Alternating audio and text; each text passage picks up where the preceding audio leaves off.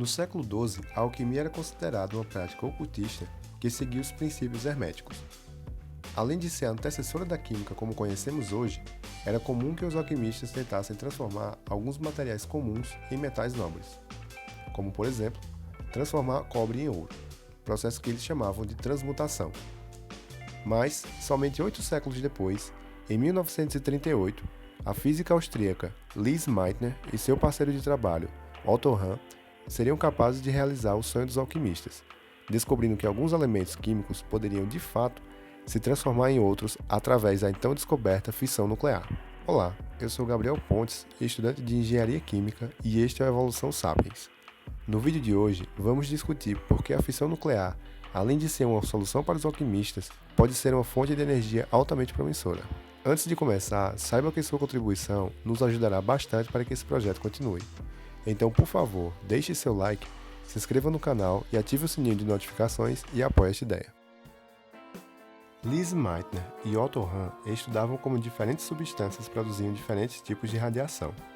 Mas, em março de 1938, Hitler havia anexado a Áustria, e Lise, que era descendente de judeus, fugiu para a Suécia e manteve contato por correspondência com Hahn sobre seus experimentos e ideias.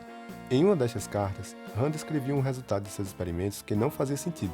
Quando o urânio era bombardeado com nêutrons, havia a formação de elementos cuja soma de suas massas não batiam com a massa inicial de urânio. No Natal deste mesmo ano, Lise recebeu a visita de seu sobrinho e físico, Otto Frisch, e discutiram a respeito dos resultados obtidos por Hahn.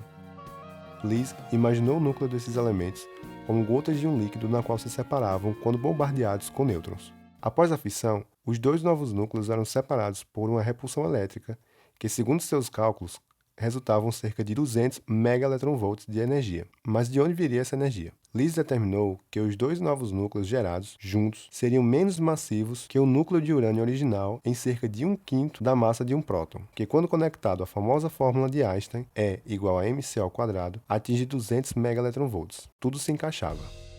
A fissão nuclear é um método utilizado para a conversão de massa em energia, isto é, parte da massa de um átomo pode ser transformada em uma grande quantidade de energia, que por sua vez pode ser transformada em diversas outras formas de energia. Para se ter uma ideia, o rendimento energético de 1 kg de combustível nuclear é mais de 1 milhão de vezes o valor do combustível químico. Mas como isso é possível? Frequentemente, os cientistas buscam descrever, através de modelos, fenômenos que não são tangíveis ou intuitivos, e este é o caso dos átomos. Sabemos, através desses modelos, que os átomos constituem toda a matéria e que eles são formados por três partículas bem conhecidas: os prótons e nêutrons, que compõem o núcleo do átomo e onde a maior parte de sua massa está centrada, e os elétrons, que são partículas que orbitam o núcleo do átomo. Sabemos também que os elétrons possuem carga negativa e os prótons cargas positivas, portanto eles se atraem. Já os nêutrons não possuem carga. É por este motivo que o número de prótons de um átomo é compensado com o número de elétrons. Por exemplo, o hidrogênio possui um próton em seu núcleo e, portanto, um elétron em órbita. Já o carbono possui 6 prótons em seu núcleo, compensados com 6 elétrons em órbita, e assim por diante. Mas pense comigo, se cargas opostas fazem com que as partículas se atraiam, como fazem os prótons e elétrons, as partículas de cargas iguais deveriam se repelir na mesma intensidade, certo? Então, a força repulsiva entre os prótons de um núcleo deveria ser tão forte que eles jamais poderiam ser formados. Mas não é isso que acontece. Isto é uma evidência de que há uma força ainda mais forte que a força repulsiva entre os prótons. Esta força é chamada de força nuclear forte, e ela atua somente quando os prótons estão suficientemente próximos, formando uma estrutura compacta. Para quebrar essa estrutura, veremos adicionar energia ao núcleo, e esta energia vem da colisão de nêutrons livres, que é o procedimento da fissão nuclear. A fissão nuclear pode ser entendida através de 4 etapas básicas. Primeiramente, o átomo, geralmente urânio 235, é bombardeado por nêutrons livres. Em seguida, o nêutron se incorpora ao núcleo do urânio, fazendo ele ficar em um estado excitado, que é mais pesado e instável. Neste momento, o urânio se torna o urânio 236.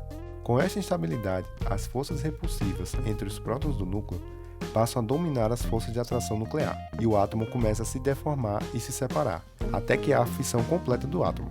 Nesta separação, há uma enorme quantidade de energia liberada, que podem ser na forma de raios gamas, nêutrons e energia cinética das partículas devido à repulsão eletrostática. É surpreendente que com a introdução de 6,5 MeV de energia de excitação, podem produzir uma reação que resulta em 200 MeV, cerca de 30 vezes mais energia. Os nêutrons liberados após a fissão colidem com outros átomos de urânio, repetindo o processo. Chamamos isso de reação em cadeia, e a energia liberada nesse processo é tão grande que com apenas 1,3 gramas de urânio, conseguimos produzir 1 megawatt de energia térmica útil.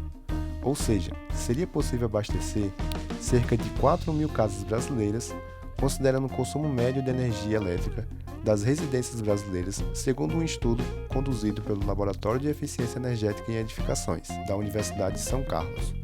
Em um reator nuclear típico de 3.000 MW, são necessários 4 kg de urânio por dia. Para produzir a mesma quantidade de energia usando combustíveis fósseis, como carvão, óleo ou gás, seriam necessárias quantidades milhões de vezes maiores.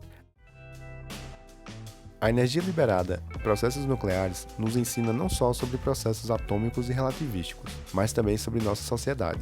A descoberta altamente promissora para questões civis não foi creditada de forma justa. Lise, que foi a mente por trás da grande descoberta, não fora citada como autora no trabalho sobre a descoberta da fissão nuclear. Otto Hahn recebeu, sozinho, o Nobel de Química em 1944. Além disso, esta nova tecnologia teve seu destino terrivelmente manobrado para aplicações bélicas. 2 cidades foram destruídas com apenas 2 bombas através dessa tecnologia. Mas, apesar disso tudo, usar a energia nuclear como fonte de energia elétrica é ainda uma forma promissora, limpa e eficiente de acompanhar o crescente aumento do consumo energético mundial. Bom, se você gostou desse conteúdo e deseja apoiar o projeto Evolução Sapiens, deixe seu like, se inscreva e compartilhe com algum amigo para ajudar no crescimento do canal. E não esquece de seguir a gente lá no Instagram. O perfil é o @Evolução Sapiens. Lá também tem bastante conteúdo legal para vocês. Um grande abraço a todos e até a próxima.